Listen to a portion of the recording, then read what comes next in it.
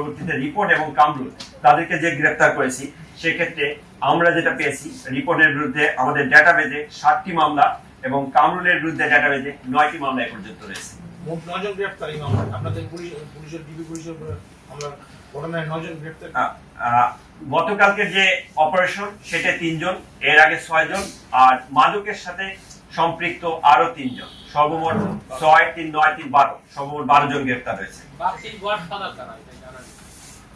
বাপ্পি তার অস্ত্রের উৎস সম্পর্কে আমরা প্রাথমিকভাবে যেটা জিজ্ঞাসাবাদ করেছি, সে আমাদের কাছে কিছু নাম, কিছু ব্যক্তির পরিচয় এগুলো স্বীকার করেছে।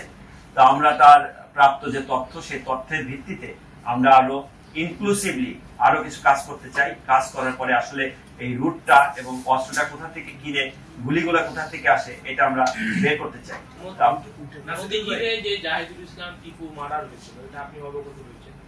তার সঙ্গে তিনি একসময় এপিএস এর দায়িত্ব পালন করতেন, বিষয়টি কি আপনারা জানতে পেরেছেন না? আমরা প্রথম অবস্থায় যেটা তাকে স্বীকারোক্তিতে সে বিভিন্ন জায়গায় তার যে অ্যাসোসিয়েশন আছে তাদের কথা স্বীকার করেছে, তবে তাকে আরো ব্যাপকভাবে জিজ্ঞাসাবাদের মাধ্যমে প্রকৃত অর্থে ওই ঘটনার সাথে তার সংশ্লিষ্টতা রয়েছে কিনা এবং তিনি এপিএস ছিলেন কিনা এই বিষয়টি আমাদেরকে বের করে আনতে হবে। ওনার প্রশ্নটা আগে বলে দিই।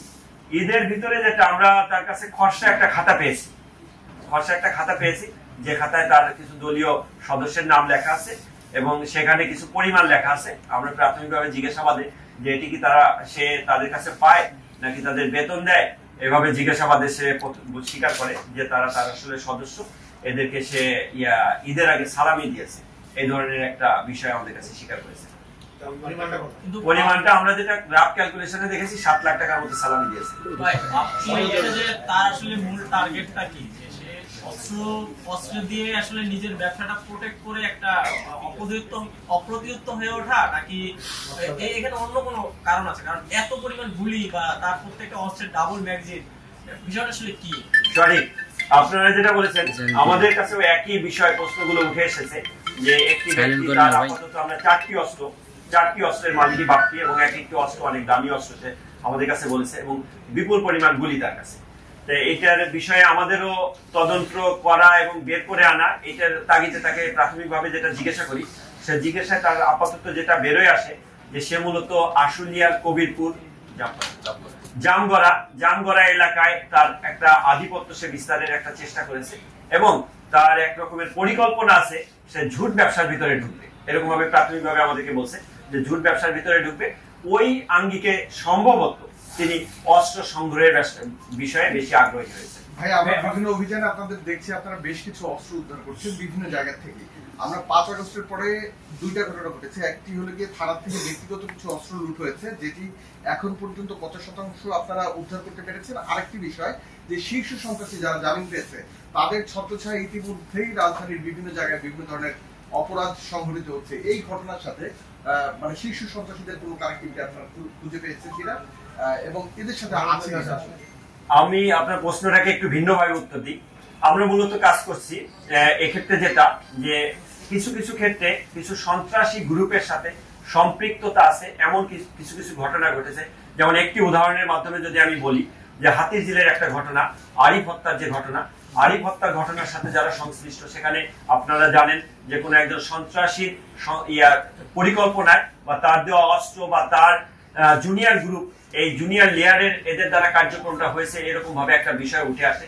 আমরা তদন্তটা ডিবির কাছে আছে, আমরা এই তদন্ত কার্যক্রম করছি এবং সেক্ষেত্রে আমরা তাদেরকে আইনের আওতায় আনতে সক্ষম হয়েছি এবং এ যাবৎ সেখান থেকে আমরা 4 জনকে গ্রেফতার করেছি যারা বিভিন্নভাবে কোনো না কোনো গ্রুপের সাথে সম্পৃক্ত মর্মে বিভিন্ন মহলে বিভিন্ন জায়গায় এই ধরনের একটা তথ্য রয়েছে।